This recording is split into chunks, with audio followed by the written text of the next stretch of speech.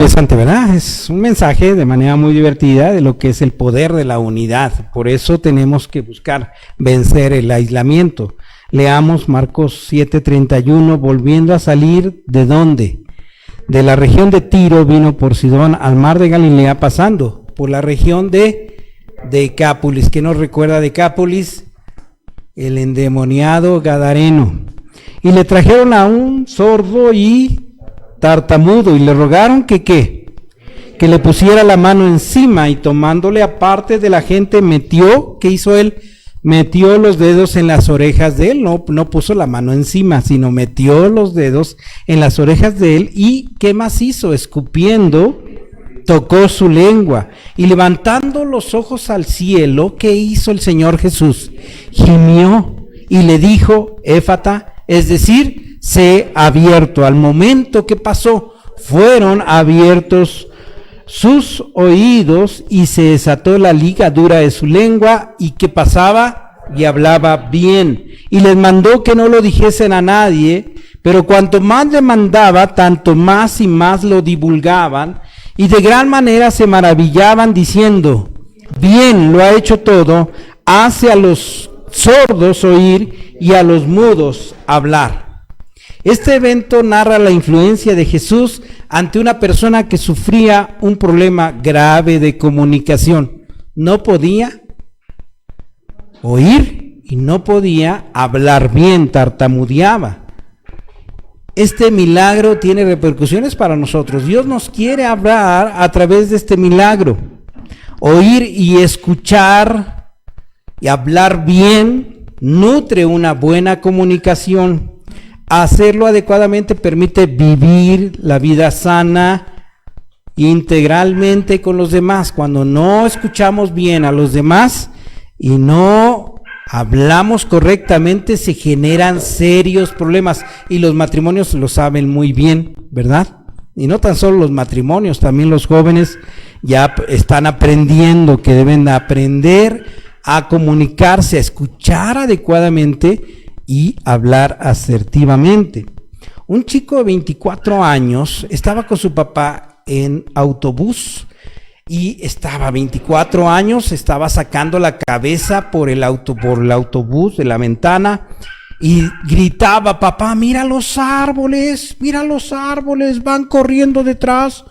El padre sonreía viendo a su hijo, y una pareja de jóvenes sentados cerca miraba al joven de 24 años con esa conducta infantil y se burlaban, y en cierta forma les pareció desagradable, ya que no parecía que fuera una persona falto de sus facultades.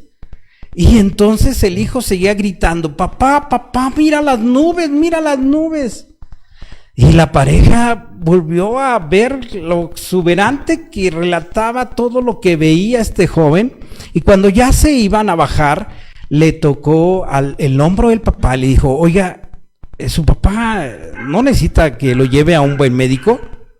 El papá rápidamente, avergonzado, se volteó a ver a la pareja y le dice, disculpe, es que mi hijo era ciego, llevaba ciego 24 años, y acaba de venir del médico. Le operaron los ojos y apenas le acaban de quitar la venda de los ojos. Los jóvenes se avergonzaron aún más, porque habían considerado que lo que ellos veían, lo que ellos apreciaban, era a un joven demasiado exuberante en su platicar, pero no sabían todo el contexto. Así pues, nosotros, en la medida en que escuchamos mal, que oímos y percibimos mal con nuestras formas de pensar, hablamos peor, y la brecha entre las personas se abre, y los matrimonios padecen, las familias padecen, y no tan solo padecen los matrimonios y las familias, sino la sociedad también padece. Nos aislamos. ¿Cuál es el producto de una mala comunicación? El aislamiento. Y si algo identifica este tiempo, es del aislamiento. Cada vez vivimos más y más solos, a pesar de estar tan juntos y aparentemente también comunicados. Cada vez las familias se comunican menos. ¿Sabías eso? Esto lleva a la delantera a Europa. Europa está marcando lo que probablemente pronto vivamos nosotros, como lo ha hecho en otras ocasiones. En Inglaterra, en enero del 2018, ¿hace cuántos años? Hace 2 años, el gobierno británico instauró por ley el Ministerio de la Soledad. Así lo instauró, así como hay Ministerio de Educación, Ministerio de Obras, Ministerio de Transporte, Ministerio de Economía, abrió un Ministerio de la Soledad, porque las cifras han señalado que 9 millones de ingleses, es decir, el 20% de la población está sola, principalmente en edades de 60 años, que es un grueso de la población anda por ahí. Son personas solas, a pesar de tener esposa, divorciados e hijos, viven solos. En España sucede algo parecido. De 5 mayores a 60 años, 3 están solos. En Francia, una encuesta de ancianos arrojó que 3 de 10 ancianos, 3 de 10 ancianos mayores a 60 años no tenían amistad con nadie.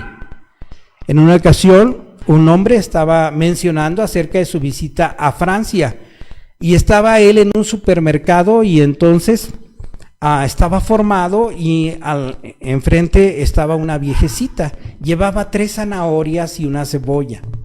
Pagó lo más lento posible y la mujer le saludó, le sonrió y se fue la viejecita. Cuando llegó el turno de este amigo que platicaba, dice, ¿sabe usted que esta mujer viene 5 o 6 veces a comprar ese tipo de cosas? Si no es un chicle, es una bolsita de dulces, 5 o 6 veces. Y le preguntó el amigo, ¿y por qué lo hace? Porque está sola, porque no tiene a nadie más que la vea ni con quién estar. Eso está pasando en Europa. En Noruega, más de la mitad de los niños no han visto juntos a sus papás, y la mayoría de las viviendas, y estamos hablando de un país con alto nivel de riqueza, la mayoría de las viviendas, más del 60% de las viviendas en Noruega son estudios unipersonales. Eso es lo que más están construyendo, una pequeña estancia, una recámara y una mini cocina. Esas son las viviendas porque es para una sola persona que normalmente se la pasa en su trabajo. Por eso hay tanta depresión, soledad, tristeza en Europa, y por eso están propugnando leyes de la eutanasia. ¿Sí saben lo que es la eutanasia? Sí, Rafita, ¿sabe lo que es la eutanasia? El derecho a un hombre mayor de edad a quitarse la vida ante cualquier padecimiento, el derecho a suicidarse. En España continuamente llegan ofertas, si usted lo ha visto, yo sigo algunas noticias españolas y llegan ofertas para que se ocupen pueblos abandonados, pueblos que se están quedando fantasmas por falta de población. Pueblitos que antes eran comunidades como Capuluac se han ido desapareciendo porque la tasa de natalidad va a la baja y ya no hay quien sustituya a las personas en los pueblos. Estas son las condiciones que actualmente vivimos, porque la sociedad está subida en un tren del desastre. La revolución sexual está buscando que los jóvenes y que los adultos estén buscando el sexo por el placer y limitando la procreación. La revolución intelectual está desvalorizando el valor del matrimonio, y la revolución individual capitalista está prefiriendo el dinero y el egoísmo a la familia. Por eso más y más parejas buscan no tener hijos actualmente, muchos de ellos. Así es que la soledad es el signo de estos tiempos. Un estudio mostraba que la soledad es tan perjudicial como fumar 15 cigarrillos al día. ¿Cuántos cigarrillos? Y es malo fumar, simplemente fumar. Pero dicen que deteriora tanto al organismo la soledad como el equivalente a fumar 15 cigarrillos al día. ¿Es normal que esto pase? ¿Es normal? ¿Dios nos creó para estar solos? No, Dios no nos creó para estar solos. Por eso las consecuencias están ahí en este asunto de la soledad. Y diríamos, no, pero en México no pasa nada. Sí, cierto. Pareciera que no pasa nada, pero sí pasa. Las familias cada vez están más solas con su laptop, con su Facebook y sin darse la oportunidad de platicar entre ellos. ¿Por qué nos aislamos? Vamos a dar 3 razones, puede haber muchas más. Primero, porque no queremos perder el control. A ver, repita conmigo, porque no queremos perder el control. Hacer unidad implica aceptar la individualidad de los demás y permitir que otros decidan más allá de nuestro control. Cuando algo hace fuera de nuestras expectativas, nos frustramos, nos decepcionamos y podemos llegar a decidir no volver a participar en comunidad. Eso me pasaba cuando yo estaba estudiando y teníamos que hacer equipos, trabajos por equipo. Y entonces nos ponía ahí en función al pensamiento de la maestra y ya nos tocaba algunos que eran nada más para echar relajo y al final no trabajaban. ¿Y quiénes terminaban trabajando? Los que sí queríamos pasar el año. Y ahí nos tenían trabajando a 1, o si acaso a 2. Y entonces decíamos, no, trabajo de equipo no. ¿No les pasó a ustedes? Tendemos esa tendencia a ya no querer hacer equipo por estas situaciones de que perdemos el control. Déjame decirte, Jesús mantuvo la unidad siempre con el Padre y con su Espíritu. En la primera carta de Juan, lo menciona ahora que estamos con esto del concurso de primera de Juan 1:7, dice, pero si andamos en luz, como Él está en luz, tenemos comunión unos con otros, y la sangre de Jesucristo, su Hijo, nos limpia de todo pecado. Si estamos en luz, ¿qué vamos a buscar? ¿Tener qué? Aunque perdamos el control, sí. Aunque eso implique perder el control, claro que sí. Aunque eso implique bajar en mis calificaciones, sí. Dios le interesa mucho que tú aprendas a estar en unidad. Pablo, a pesar de que los cristianos en Jerusalén no concordaba él con la solicitud, él llegó con unos amigos cristianos gentiles y le dijeron, no, tú estás enseñando a los judíos a ser gentil, así es que vete al templo de Jerusalén y rasúrate y presenta votos. En Hechos 21 nos narra que Jacobo, líder de la iglesia, le mandó a hacerlo. Él no estaba muy de acuerdo, pero ¿qué hizo Pablo? Se sometió y se fue al templo y lo rapó, hizo votos y eso implicó que lo encarcelaran. ¿Por qué? Primero, ¿por qué nos aislamos? Porque no queremos perder el control. Y tienes que aceptar perder el control y someterte. Segundo, por individualismo. En general queremos nuestra libertad de acción y decisión y sentimos que hacer grupo nos restará libertad.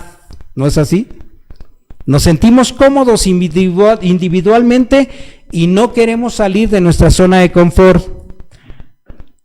Algunos discípulos venían de ese tipo de vida. Natanael, en Juan capítulo 1:47, a Natanael Jesús lo encontró sentado en un árbol. Era alguien que le gustaba meditar. Y cuando Jesús le ve, le dice, un verdadero israelita. Natanael, te he visto debajo de ese árbol. Y entonces Natanael tuvo que decidir, si voy a ser un verdadero israelita, debo de decidir si él es el Mesías. Y por lo tanto él decidió, él es el Mesías y me debo de integrar. Y se integró al grupo de discípulos. Dejó su individualismo. Era un buen hombre, pero sabía que Jesús le demandaba seguirlo. Y él quiso ser un verdadero israelita, siguiendo a Jesús, entrando al grupo de los discípulos. Tercer aspecto que nos puede estar metiendo en el aislamiento, la tristeza. Por la tristeza. Ya van 2 puntos. A ver, ¿cuál es el primer punto? No queremos perder el control. Segundo punto, por individualismo y puede ser también por tristeza. Quien vive un periodo de tristeza y apatía puede tender al aislamiento como una consecuencia de su propio estado de ánimo. En este caso, el entorno de amigos y familiares de esa persona se preocupan porque observan cómo el protagonista se distancia de los demás y se encierra en sí mismo. Es natural querer pasar tiempo a solas ante una situación de pérdida. Sin embargo, no es saludable a nivel emocional querer estar y mantenerse en esa situación. ¿Qué dice Eclesiastés 4:10? Vamos a leerlo todos juntos. Porque si cayeren el uno, levantará a su compañero, pero hay del solo que cuando cayere no habrá segundo que lo levante. Usted, si está pasando por un periodo de aislamiento, producto de alguna pérdida, usted debe de buscar que lo alienten y debe de aceptar que lo alienten. Y si le invitan a salir, salga. Si le invitan a participar en alguna actividad, deje a un lado su tristeza, porque usted necesita ser levantado por el otro. Acepte que necesita ayuda del otro. Dios no quiere que estemos aislados. Dios quiere que maduremos, que salgamos del aislamiento. Debemos de entender que cuando nacimos individualmente. Pero en la medida en que crecemos, Dios nos quiere más y más en unidad, en comunidad con Él y con su iglesia. 1 Corintios 13:11 dice: cuando yo era niño, hablaba como niño, pensaba como niño, juzgaba como niño, mas cuando ya fui hombre, dejé lo que era de niño. Dios le manda que usted esté en comunión con el Padre, con el Hijo, con el Espíritu Santo y con su iglesia, y que usted aprenda a salir de su aislamiento. Vamos a ver entonces, a analizar el texto de lo que estamos viendo aquí. Dice, volviendo. Y vamos a orar. Padre, Señor, te pedimos en este momento que tú nos des oído atento, nos des la oportunidad de escuchar tu palabra, que no seamos sordos espirituales. Algunos se duermen, otros se distraen, otros piensan en otras cosas. Señor, te suplico que este momento sea de concentración, que haya sabiduría en mis hermanos para que este tiempo sea un tiempo especial en el cual escuchamos tu voz. Tú quieres que nosotros, Señor, tengamos oportunidad de vida, y es a través de tu palabra que nos da vida. Sea así hoy en este mensaje, en Cristo Jesús. Amén. Analicemos el texto. Primero, abriendo la mente de los discípulos, en el versículo 31 dice: volvió a salir de la región de Tiro, vino por Sidón al mar de Galilea, pasando por la región de ¿qué? Decápolis. Es una ruta extraña. Sidón está cercano al mar Mediterráneo, Tiro está más abajo, y Decápolis es rodear. Jesús hizo un rodeo por el exterior del mar de Galilea. Los comentaristas estiman que habrá sido unos 6 meses. 6 meses que Jesús estuvo en los territorios gentiles, es decir, no judíos. 6 meses en los que de una forma u otra su fama se había extendido e hizo milagros intermitentes. Veíamos a la mujer sirio fenicia, y ahora vemos a otro gentil sordo y tartamudo. Jesús estuvo pues allí observando la gran fe del pueblo gentil. El pueblo judío, ustedes saben cuántos problemas tuvo. ¿Con quiénes? Principalmente con los fariseos y con los escribas.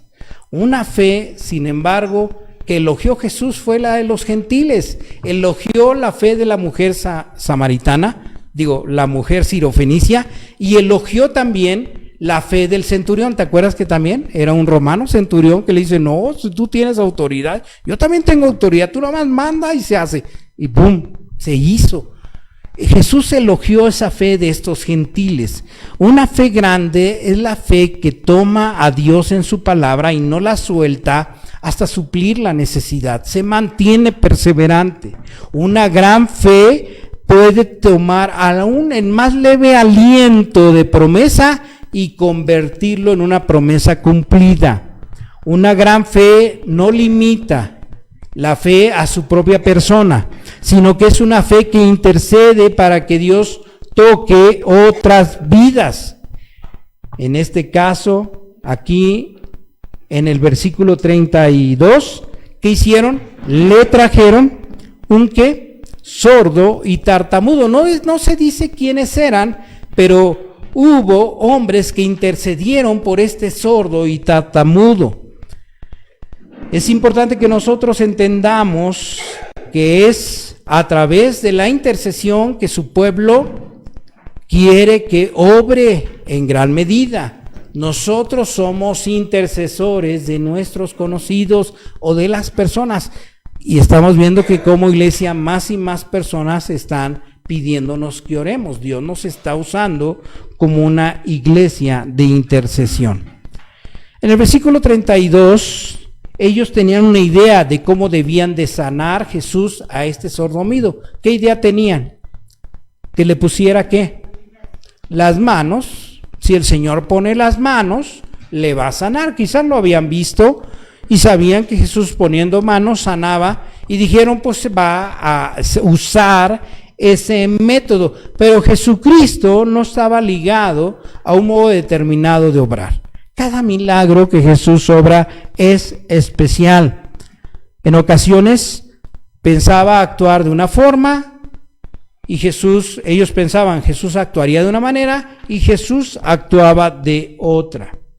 No había un método en la forma en que obra Jesús su milagro de transformación y de sanidad. Observemos que lo mismo ocurre en la iglesia de Cristo. Cada vez que nosotros vemos a una nueva persona, vemos que Dios está actuando de manera diferente al otorgar su gracia y su amor. No somos iguales. Cada uno de nosotros, Dios obra de manera especial. En ocasiones le agrada a Dios obrar a través de una palabra predicada en el púlpito y Dios obra, pero otras veces es una palabra leída en privado. Otras veces despierta a las personas por medio de la enfermedad y la aflicción. Otras veces a través de la reprensión o el consejo de amigos y Dios los toca. Todas las formas en que Dios obra son valiosas y son buenas. La intención es que siempre Dios utiliza su herramienta de gracia para convertir a la persona. Porque si algo desea Dios es que nadie perezca y todos procedan al arrepentimiento. En este caso vamos a ver varios aspectos en la forma en que Dios actuó con esta persona con un problema de comunicación, y los elementos que aquí vamos a ver podrían ser elementos que Dios quiera utilizar y esperemos que utilice contigo y conmigo. Versículo 33 dice, tomándole aparte de la gente. No le puso las manos ni lo sanó inmediatamente, sino lo tomó aparte de la gente. Dios quiere al que está aislado tomarle en intimidad. Aislarlo aún más, fíjate, parece algo contradictorio. Pero en este caso Dios tenía que tratar con él de manera personal y lo separa del resto del grupo. Si algo está buscando Dios es el encuentro íntimo con él a través de Jesucristo y su acción íntima en nuestras vidas. En ese aislarnos en él o con él, él quiere encontrarse con nosotros haciendo evidente nuestra soledad, nuestra real necesidad de Dios, porque si no hay esa claridad de nuestros problemas, de nuestro aislamiento, de nuestra forma de ser aislada, no podemos estar recibiendo la sanidad. Hay que reconocer con Él lo que nos está pasando. La única forma de llenarnos de Dios es vaciarnos de nosotros mismos, descubrirle nuestro dolor, mostrar nuestra rendición. ¿Tú no te has sentido aislado en este tiempo? Ninguno se ha sentido aislado. Yo sí. Y yo creo que muchos de nosotros hemos sido limitados y lo que Dios quiere es que vayamos a Él en la intimidad. Dios nos va a buscar tomar aparte para que estemos con Él. Segundo, Dios quiere mostrar en nuestro lenguaje lo que puede hacer por nosotros. ¿Qué hizo el Señor Jesucristo? Metió los dedos en las orejas de él y escupiendo tocó su lengua. ¿Por qué hizo esto? El hombre era ¿qué? Sordo. Él no podía escuchar. ¿Tenía fe? Él tendría fe. Pues no había escuchado, no sabía de Jesús. señas le habrían dicho algo de él, pero ahora lo tenía cara a cara y Jesús se quería comunicar con él de lo que iba a hacer. Y era precisamente esa comunicación la que Jesús utiliza con ese hombre. Le pone los dedos ¿en dónde? En las orejas, le está señalando dónde es que él va a actuar a través de señales. No habla, Jesús no habla con él, sino que es a través de señales como le está hablando. Dios habla a través de señales, Dios habla a través de la vida de las personas, Dios habla de muchas formas para tratar de llamar nuestra atención. El enfermo no le podía oír y entonces Jesús le representó su intención de darle sanidad a sus órganos afectados. También escupió, se sacó y él vio cómo le ponía en su boca. ¿Por qué? Porque era una señal de que iba a actuar Jesús en sus oídos. ¿Y en dónde más tenía que actuar? Y en la boca. ¿De qué forma quieres que se comunique Dios contigo? De que tú necesitas sanar tus formas de comunicarte, tus formas de oír. Jesús lo va a hacer, Jesús lo está haciendo, Jesús está buscando que tú tengas claro que es necesario que tú mejores tu nivel de unidad con los demás y que Dios está dispuesto a ayudarte. Por otro lado, el versículo 34 nos está diciendo, y levantando los ojos al cielo, gimió. ¿Qué hizo? Gimió. Primero está expresando aquí la dirección. Jesús, ¿qué hizo? Levantó. El otro, acuérdate, ¿era qué? Sordo. De una forma u otra, Jesús está intentando comunicarle lo que va a venir, el efecto que va a tener sobre su vida. Y cuando Jesús levanta los ojos, era sordo, pero no era ciego. ¿Qué vio? La señal de dónde venía el poder de Dios. ¿De dónde venía el poder de Dios? Del cielo, indicando que el poder que iba a manifestarse provenía del cielo, de que de ahí vendría la ayuda implorada. Y también lo que siempre sabemos, Jesucristo nunca lo hacía solo. Dice, yo trabajo porque mi Padre trabaja. Así es que hago la voluntad de mi Padre. Así es que si algo mostraba a Jesús a este hombre, era la necesidad de dirigir los ojos al cielo. ¿Hacia dónde debemos dirigir nuestra mirada cuando nosotros estamos buscando la sanidad sobre nuestras relaciones? Al cielo. Y por el otro lado, gimió. ¿Qué significa? Se lamentó, se dolió, manifestó un dolor. Marcos no nos dice por qué gimió, pero bien podemos saber que Jesucristo está dolido por nuestras enfermedades. Le duelen nuestras enfermedades, le duelen los problemas de comunicación, le duele que nosotros estemos fallando en nuestras relaciones más cercanas, le duele que nos aislemos, le duele. Y tu alma se duele con dolor cuando tú no has logrado hacer integración. ¿Cuántos amigos tienes? ¿Con cuántos grupos participas? Más allá de tu trabajo. Oh, ellos son mis amigos. En el trabajo muchas veces no son amigos y eso lo compruebas cuando sales de un trabajo y al final de cuentas no te vuelven a hablar o tú no les hablas porque ya no hay interés. ¿Cuántos amigos? Es que mi familia son mis amigos. Qué bueno, ¿son tus amigos, tu familia? Y aparte de eso, en la iglesia, ¿cuántos amigos tienes? ¿Cuántos amigos has procurado? El Señor sabe que allí hay un dolor. Necesitamos tener amigos. Y hay un dolor de parte de Jesús, de la persona que se aísla, que no abre su corazón a una amistad, a una serie de amigos. Había una preocupación de Jesús en este hombre porque la situación de él era el aislamiento y evidentemente estar aislado produce dolor.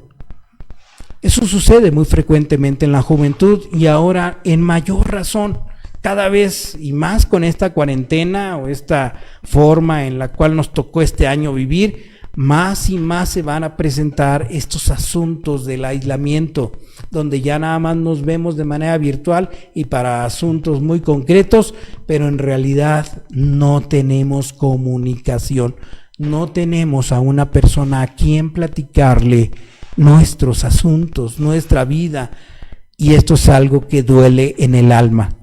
Y es importante que tú tomes cartas en el asunto. Jesús lo quiere hacer y le lastima, le duele tu soledad, tu aislamiento. Jesucristo así pues participó. Marcos 7:34 le dijo, Efata. ¿Qué tenía que hacer Jesús? Decirlo. Sé abierto. Efata significa sé abierto. Efata es un idioma arameo. Aquí se ve que en ese tiempo el lenguaje que se hablaba era ¿qué lenguaje? Arameo, no era el judío, no era judío. Aún los discípulos hablaban ¿qué lenguaje? ¿Judío? No, arameo, ni el griego koiné se hablaba entre ellos, era el arameo. Los que hablaban griego koiné eran con los comerciantes y Pablo tuvo que usar el griego koiné o el griego común de esa época, pero ahí en la región donde Jesús se movía era el arameo. Así es que si te vienen a contar de que para que tú seas un buen cristiano tienes que estar hablando en el idioma hebreo, no es cierto. Entonces ningún discípulo fue un buen cristiano. Es el idioma arameo el que se hablaba en ese entonces. Y aquí Marcos lo pone muy claramente, Éfata, que significa sé abierto.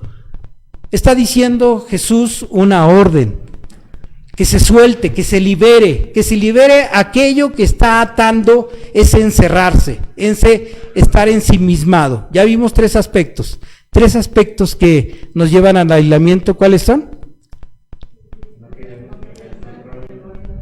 ¿No querer qué? Perder el control. Segundo aspecto, el individualismo. Y tercer aspecto, por tristeza. Hay más, pero cuando menos esos tres aspectos se tienen que cerrar, esos aspectos en nuestras vidas y abrirse al Espíritu de Dios para que nosotros entendamos que Dios quiere. A Dios le duele nuestro aislamiento. Y estar en comunión con los otros trae conflicto, claro que sí. ¿Trae conflicto? Sí, trae conflicto. ¿Trae pérdida de control? Claro que sí. ¿Trae dolor? Claro. Como dice una frase, si no quieres sufrir, no ames. Pero si decides no amar, ¿para qué quieres vivir? Dios quiere que tú ames y estés en comunión, que estés en comunidad, que se abra tu corazón a la realidad de lo que Dios quiere. Dios quiere hacer comunión contigo, y al hacer comunión contigo, tú vas a hacer comunión con los demás. ¿No quieres que Dios abra así tu mente, abra así tu vida? Dios te está abriendo la puerta. Gracias a Dios, ahorita que estás hablando, estás siendo invitado a una comunidad. Tenemos diversos grupos. Tenemos grupos de varones, tenemos grupos de mujeres, tenemos grupo juvenil. Ya empezó otra vez de nueva cuenta a armarse el grupo juvenil. Y hay un grupo de niños que pronto, es que pasen estos periodos, ¿verdad? Han sido pesados. Pero también vamos a buscar hacer amistad. Necesitamos hacer amistad. Necesitamos estar unidos. Jesucristo le duele, gime cuando tú estás aislado. Y pasó, porque Jesús es Señor de lo imposible. Dice, se desató la ligadura de su lengua y hablaba bien. Tanto oyó bien como habló bien, se pudo comunicar con los demás. Ya no había impedimento para estar con los demás. Ya era un hombre integrado a la comunidad. Para terminar, respuestas extrañas de las gentes. Dice Marcos 7:36, les mandó que ¿qué? Que no lo dijesen a nadie. ¿Y qué hizo la gente? Mientras más les mandaba, tanto más y más lo divulgaban. Mire qué curiosa la gente, ¿verdad? A ellos les mandó Jesús que no hablaran. ¿Y qué hicieron? Hablaron. Ahora Jesús a nosotros nos manda que hablemos. ¿Y qué hacemos? No hablamos. Mire qué extraña gente. Pero vea usted en el siguiente versículo, y en gran manera se maravillaban diciendo: bien lo ha hecho todo, hace a los sordos oír y a los mudos hablar. Recordemos esto, bien lo ha hecho todo. Jesucristo lo va a hacer bien todo. Nosotros no. Seguimos la contraria. Haz esto, pues no lo hago. No hagas esto, pues ahora sí lo hago. Bueno, pero Jesús no. Jesús hace bien todas las cosas. Recordemos lo que Dios ha hecho en nuestras vidas y lo que va a seguir haciendo Jesús en nosotros. Muy probablemente no a través de las cosas buenas, sino a través de las pruebas y las dificultades y los conflictos en la familia. Pero Dios va a hacer bien todas las cosas y va a buscar que tú tengas comunión uno con otro. Llegará el momento en que estemos junto con Él allá en el día del juicio, y en el día en que se abran los libros y esté el libro escrito, tu nombre escrito, esperemos en Dios, en el libro de la vida. Y entonces tú puedas decir: sí, Señor, no lo merezco, pero tú pusiste en mí la fe para creer en ti, y bien lo has hecho todo. Sufrí, padecí, estuvo difícil, no fue fácil ser cristiano, pero gracias, Señor, porque tú me diste la perseverancia. Y entonces podrás decir: bien lo has hecho todo. ¿Lo podrás decir? ¿No te gustaría estar seguro de que tu nombre está escrito en el libro de la vida? Vamos a inclinar nuestro rostro mientras preparan el canto, esperar, el que cantamos, el segundo, esperar en ti. Y vamos a orar mientras se prepara el grupo de alabanza para entonar este canto. Amado Dios, Padre, pues este momento es un momento en el que queremos que la persona responda a tu llamado. ¿Qué le dices tú al Señor? ¿Qué hoy quieres tú platicar con Él? ¿De qué forma tú necesitabas esta palabra y de qué forma esta palabra es una palabra necesaria en tus relaciones, necesaria en tu vida? ¿Quieres al Señor pedirle que te dé la oportunidad de salir del aislamiento, de tener mayor capacidad de amar al otro y de amarte a ti? Señor Jesucristo, queremos amarte y queremos que nos ayudes a hacerlo.